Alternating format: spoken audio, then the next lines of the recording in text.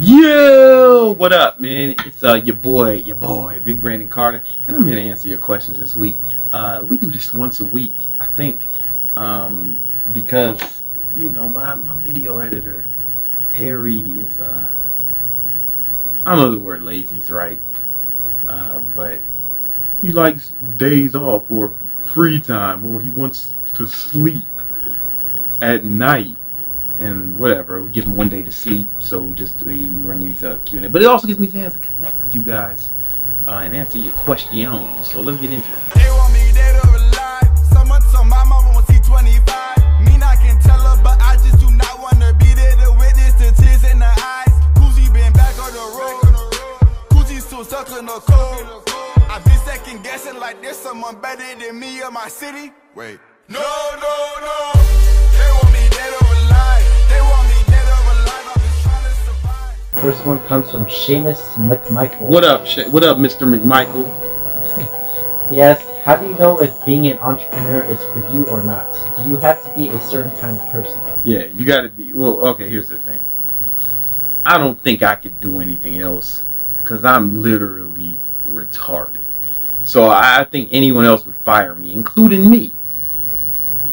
So me, it was just I needed to do something that left me with little recourse in life, and also like I enjoy it though. I love it though. If you love the fucking game, putting like when I look at the accounts, the money, I'm putting numbers on the board, man. It's like my sport, you know. You gotta want it like that. You gotta love the game, and if you're just in it for the money, there's easier ways to make money than have your own business, bro. Like. Here's the thing about having your business. It's way easier to just have a job, just find a job that you enjoy. All right, I'm telling you, bro, because I have to think about shit that you know, like I feel like I'm responsible for everyone to a certain extent, and I got to think about all types of shit. And if you just have a job that you enjoy, man, that's a way happier life. I'm gonna be honest with you, man. But those of you who are down to do this, then do this. It's like that. It's like if you can't see yourself not doing it, then you know. But if you can see yourself having a job that you like, then that's probably for you. You know. If you do see yourself as doing this, man, you want to check out Fit Coach You, man. We've closed registration, but you want to go there and get on the waiting list for when we open it up next. It's going to be lit, and we'll be teaching people how to start their own businesses, online business. Yeah. Right, this question comes from YYKK69. YYKK69, what's good? So he says he's doing Ty's SMMA program. I'm assuming that's a social media. Yeah, social media.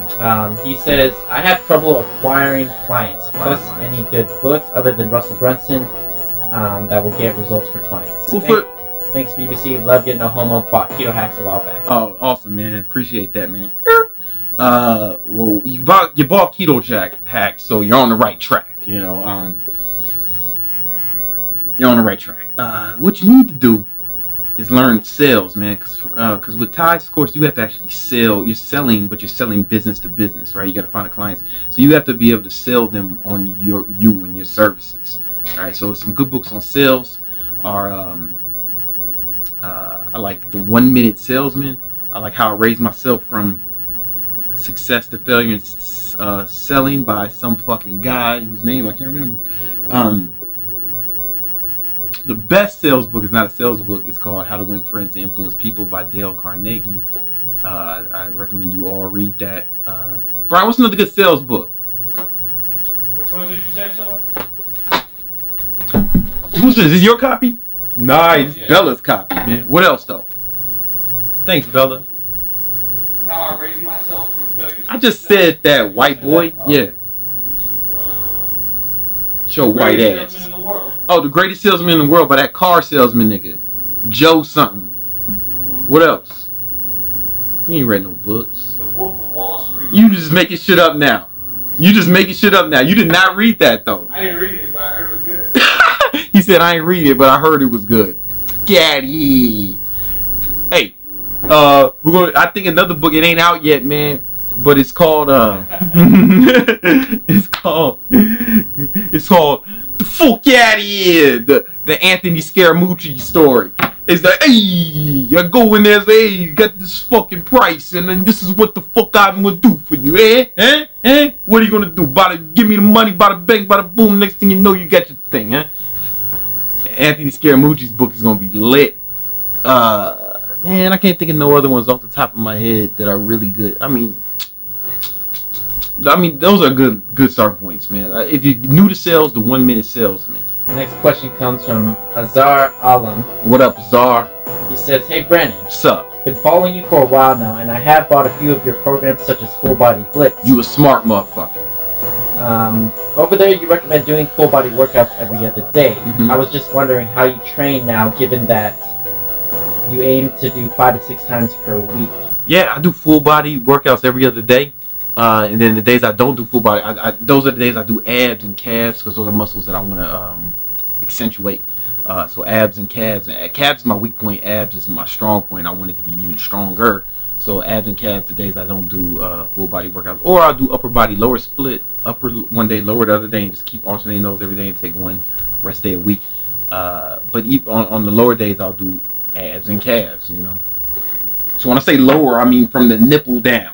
Next question comes from Splashman PB. Splashman! The motherfucking Splashman is back, son! Splashman is back again with an ill question. What the fuck is up, Splashman? You heard? What do you think of the documentary, What the Hell? Classic Splashman. Classic Splashman. He's back at it again, man. Yo, shout out to Splash. First of all, man, I just want to give a shout out to Splashman. I want to thank you for all you've done. So here's the thing, man. Those motherfuckers were.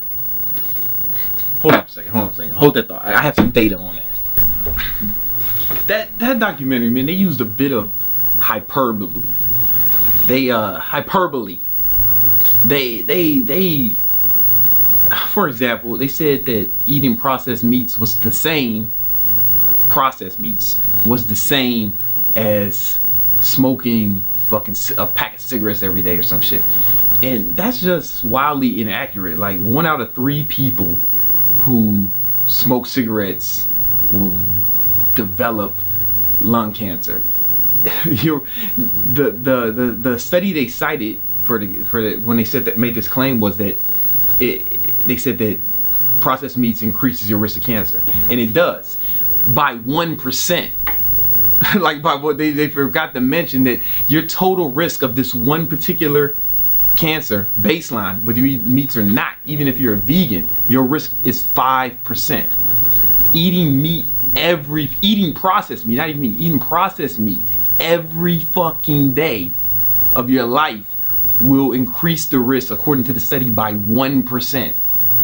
Right? That's not the same as fucking smoking cigarettes every day.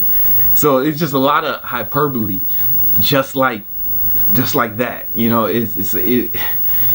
Like you got to read the studies they cite, man. It's like it went from fucking 5% to 6% if you ate it every day. Not even if you eat it every once in a while, the amount your risk will increase a negligible amount. And even if you don't, you still have a 5%. Even if you don't eat any processed meat, you still have a 5% chance of getting this one type of cancer. So I don't know, man. They're fear mongers, right? Because they have an agenda, and they deliberately skewed the data to scare you, But it did increase your risk of cancer by 1%. So like if that's gonna make you go vegan, then go for it. But it seems extreme. Because you only going vegan would only drop your risk of that one particular kind of cancer by 1%. It's not the same as fucking smoking cigarettes, bro. So yeah, that's what I think. That's what I think of what the hell. But yo, thank you, Splash Man. Thank you, hey Splash Man. Look here, man. Whether you eat fucking processed meat, chitlins, or even if you was a fucking vegan dipshit, I still fuck with you, man. You know what I'm saying? Because what we got, man, I ain't never gonna change, Splash Man. Next question comes from Andreas Mag. Andreas, what up? So Andreas asks, Since you're practicing for a boxing match, mind telling a fellow boxer what's better for improving stamina of a boxer athlete, hits or long jogs?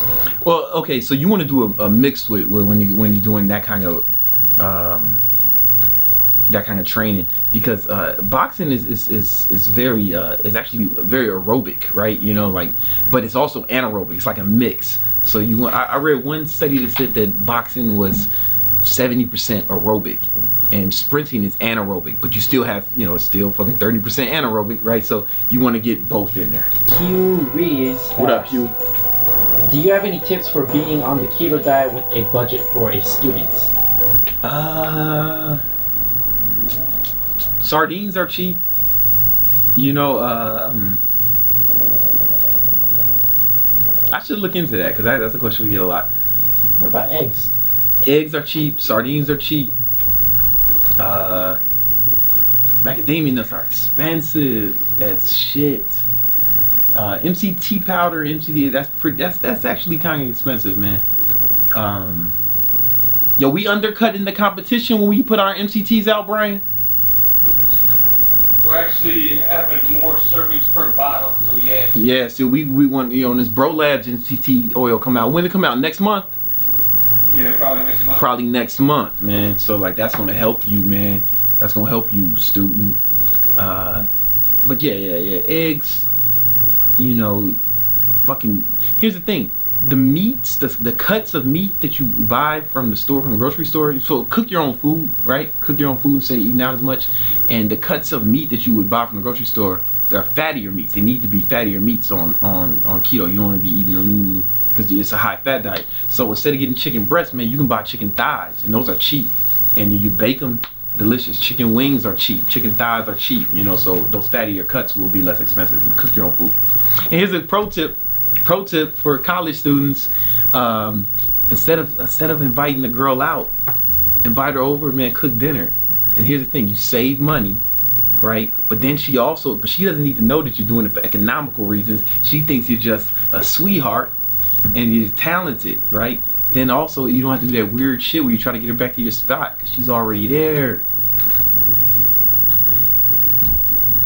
Uncle Brandon has helped you out.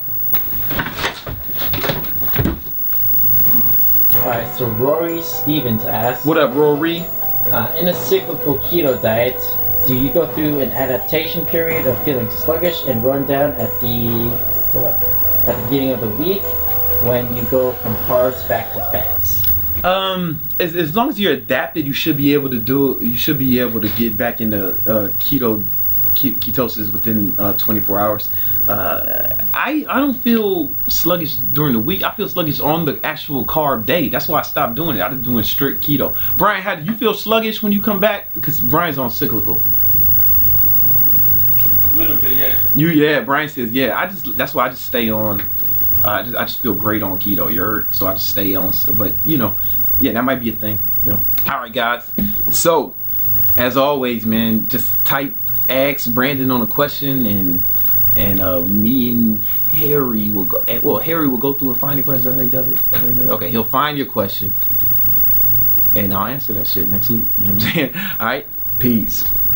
Oh, 7 nigga, no manners. Whoa, on my Tony Montana. Tell him that I got the juice. Tell him your boy got the flavor. Let him know, we out on the road getting paper.